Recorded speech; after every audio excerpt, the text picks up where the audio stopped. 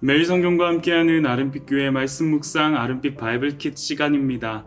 2024년 2월 2일 금요일 함께 묵상할 본문은 신명기 17장 14절에서 20절까지 말씀입니다. 특별히 오늘 본문에서 주목하고자 하는 말씀은 신명기 17장 18절에서 20절 말씀입니다. 그가 왕 위에 오르거든 이 율법서의 등사본을 레위 사람 제사장 앞에 책에 기록하여 평생에 자기 옆에 두고 읽어 그의 하나님 여호와 경외하기를 배우며 이 율법의 모든 말과 이 규례를 지켜 행할 것이라. 그리하면 그의 마음이 그의 형제 위에 교만하지 아니하고 이 명령에서 떠나 좌로나 우로나 치우치지 아니하리니 이스라엘 중에서 그와 그의 자손이 왕 위에 있는 날이 장구하리라. 오늘 하루도 말씀 안에서 특별한 은혜를 경험하는 순간들로 가득하시길 축복합니다. 하나님의 말씀은 살아있고 활력이 있습니다. 그 역동하는 말씀에 인도함을 받는 하루 되기를 소망합니다. 어제 본문에서 모세는 사법 제도와 관련한 이야기를 전해주었습니다. 그리고 오늘 본문은 왕정 제도와 관련한 이야기입니다. 소위 왕권을 위시한 모든 권력은 인간사에서 빠질 수 없는 요소 중 하나입니다. 죄로부터의 타락으로 일그러진 약육강식의 사회는 고대부터 오늘날에 이르기까지 강한 힘이 강한 권력을 갖는 것을 자연스럽게 생각합니다. 물론 현대의 민주주의와 같은 사상의 전환은 직접적인 왕권의 행사를 억제하는 듯 보이지만 이 역시도 최상위 권력에 대한 견제와 제한을 법적으로 설정하고 있을 뿐이지 최정점에 위치한 권력 그 자체가 없는 사회를 의미하는 것은 아닙니다. 정치적 권력이든 군사적 권력이든 재력에 의한 권력이든 눈에 보이지 않는 권력은 옛 왕권의 다른 모양으로 여전히 유지되고 있는 인간사입니다. 오늘 우리는 신명기에 기록된 왕에 대한 규례를 집중해서 살펴보고자 합니다. 이 말씀이 우리로 하여금 어떠한 방향의 적용으로 이끌어갈지 기대하며 함께 묵상합시다. 왕정제도와 관련한 본문의 구조는 아주 쉽게 세 단락으로 분류할 수 있습니다. 왕의 자격과 왕의 금기사항 그리고 왕의 의무입니다. 한 단락씩 간단히 관찰해보고자 합니다. 우선 왕의 자격이 서술된 내용입니다. 모세는 이스라엘이 하나님께서 허락하신 가나안 땅에 거주하게 될 때를 전제합니다. 아직은 이루어지지 않았으나 약속의 신실하신 하나님의 인도에 따라 반드시 이루어질 때입니다. 그런데 여기서 또 하나의 전제 조건이 붙습니다. 그것은 바로 왕을 세워야겠다는 생각입니다. 이스라엘 백성들이 가나안에 입성했을 때 주변 민족들과 같이 왕에 대한 요청이 생길 때 바로 그때 이후에 자격에 따른 왕을 세우도록 권면하고 있습니다. 이러한 모세의 전제는 한 가지 사실을 이면에 강조하는 표현입니다. 너희의 진짜 왕이 누구인 줄 알고 있는가? 라는 질문입니다. 시작부터 내 하나님 여호와께서 내게 주시는 땅에 이르러 라는 말에서도 묻어납니다. 너희를 애굽 땅에서 가나안까지 인도하신 분이 누구인 줄 알고 있는가? 시내산에서 하나님과 이스라엘 백성은 언약을 맺습니다. 하나님은 그들의 하나님이 되시고 백성들은 하나님의 백성이 되는 고대 근동의 봉신조약입니다. 그 말인즉 이스라엘의 왕은 여호와 하나님이라는 사실이 이미 언약으로 체결되었습니다. 그럼에도 불구하고 주변 민족을 보며 왕이 필요하다라는 생각이 들 때 모세는 그 생각을 부정하지 않고 오히려 가능성을 인정하며 그 자격에 대해 말해줍니다. 가장 중요한 자격은 반드시 내 하나님 여호와께서 택하신 자입니다. 여기서 택하신이라는 표현은 선택하다라는 단어인데요. 여호와께서 이름을 두실 장소, 왕, 선지자, 제사장에 대해서만 극히 제한하여 사용됩니다. 그만큼 여호와께서 택하신이라는 이 표현이 주는 무게감이 얼마나 무거운 것인지 느껴지시죠? 더불어 형제 중 한 사람이라는 단서도 붙습니다. 이 말 역시도 여호와 하나님의 백성이어야 한다라는 숨은 의도를 내포하고 있습니다. 이와 같은 자격, 여호와 하나님의 택하심에 따라 세워진 왕은 금해야 할 세 가지가 있습니다. 첫째, 병마를 많이 두지 말 것입니다. 병마는 군사력을 의미합니다. 고대 전투에서의 병마는 현대 전투에서의 탱크와 같은 역할을 하기 때문인데요. 병마가 많다는 것은 군사력이 강하다는 뜻입니다. 왜 하나님은 당신이 세우신 이스라엘의 왕에게 병마 제한, 군사력 제한을 말씀하실까요? 저는 두 가지 이유를 생각하게 되었습니다. 먼저는 하나님을 향한 신뢰 때문입니다. 여호수아와 다윗 왕은 말을 사로잡았을 때 그 힘줄을 끊어버립니다. 이로써 자신의 군사력을 의지하지 않고 하나님을 의지한다는 신앙을 표현합니다. 자신이 의지할 군사력이 강하면 하나님을 향한 의지가 사라질 수밖에 없음을 의미합니다. 또 하나의 이유는 왕의 권력에 대한 제한입니다.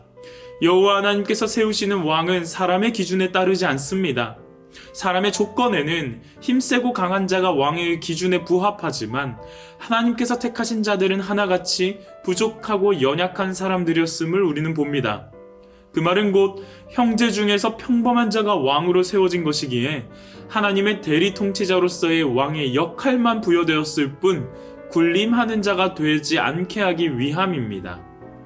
자신을 위한 호위병을 두고 군사력을 증강하는 모습은 자신의 안위를 지키기 위한 스스로의 방식으로 비추어집니다.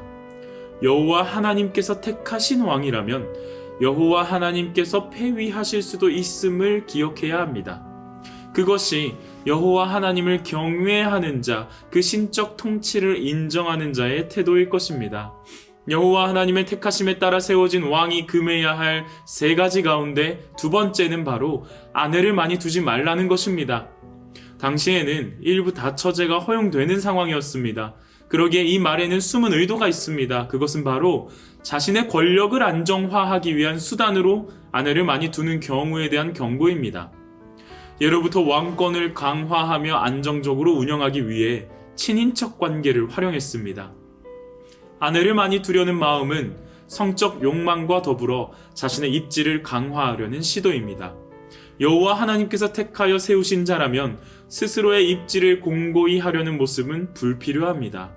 그런가 하면 셋째로 왕에 대한 금령은 은금을 많이 쌓지 말라는 것입니다. 우리 번역에는 생략된 단어가 원어에 등장합니다. 그것은 매우라는 표현입니다. 왕은 어느 정도의 부를 가질 수는 있으나 과도한 부의 축적을 금지당합니다. 왕정시대의 왕들에게 은금이 많은 경우 자신을 지킬 용병을 사올 수 있었으며 혹은 제물로 우상을 제조하기에 힘쓰기도 하는 경우를 우리는 열왕기서에서 볼 수 있었습니다. 무엇보다 이 세 가지 금령에는 아주 중요한 특징이 있습니다. 바로 자기를 위하여 하지 말라는 요청입니다. 왕은 군사력 증강과 정치적 안정 그리고 경제적인 부를 추구하려는 유혹을 받을 수 있습니다. 그러나 하나님은 이런 것들에게서 자기를 지켜 하나님만을 의지하라고 요청하십니다. 하지만 그 당시에도 그리고 오늘날에도 이러한 금령 앞에서 인간은 한없이 나약해집니다. 스스로의 힘과 능력으로는 이와 같은 하나님의 금지 명령을 지켜낼 수가 없습니다. 그래서 하나님께서는 모세를 통하여 왕의 의무, 왕의 임무를 이렇게 요청하십니다. 신명기에서 세우는 왕의 최우선 과제, 그 의무, 임무는 바로 이것입니다. 그가 왕위에 오르거든 이 율법의 등사본을 레위 사람 제사장 앞에 책에 기록하여 왕위에 오를 때 보좌에 앉아 통치를 시작할 때 왕이 해야 할 일은 다른 것이 아닙니다. 제사장 앞에서 율법을 쓰는 것입니다. 필사하여 율법의 복사본을 만드는 것입니다. 신명기는 왕에게 통치자로서의 군사와 정치, 외교와 경제, 재판에 관한 임무를 말하지 않습니다. 율법을 쓰라고 교훈합니다. 아주 특이한 가르침입니다. 일반적인 왕들과는 다른 의무입니다. 뿐만 아니라 필사한 율법책을 왕은 항상 소유하며 날마다 읽어야 합니다. 그런데 이 율법책을 읽어야 하는 목적이 있습니다. 그것은 바로 배우기 위하여입니다. 사실은 이 배우기 위하여라는 표현에 세 가지 부정사구가 걸쳐 있습니다. 첫째로 여호와 하나님을 두려워하기를 배우기 위하여입니다. 둘째로 율법의 모든 말씀과 법규 준수하기를 배우기 위하여입니다. 끝으로 그것들을 행하기를 배우기 위하여입니다. 모세가 세워질 왕들에게 율법을 가까이 하도록 요청하는 이유는 그래야 배우기 때문입니다. 하나님의 말씀이 우리에게 주어진 이유 역시 배우기 위함입니다. 디모데후서 3장 14절에서 17절 말씀입니다. 그러나 너는 배우고 확신한 일에 거하라. 너는 내가 누구에게서 배운 것을 알며 또 어려서부터 성경을 알았나니 성경은 능히 너로 하여금 그리스도 예수 안에 있는 믿음으로 말미암아 구원에 이르는 지혜가 있게 하느니라. 모든 성경은 하나님의 감동으로 된 것으로 교훈과 책망과 바르게 함과 의로 교육하기에 유익하니 이는 하나님의 사람으로 온전하게 하며 모든 선한 일을 행할 능력을 갖추게 하려 함이라. 여호와 하나님께서 택하신 이스라엘의 왕은 하나님의 율법 아래에 있어야 합니다. 그리고 하나님의 말씀과 목소리에 청종해야 합니다.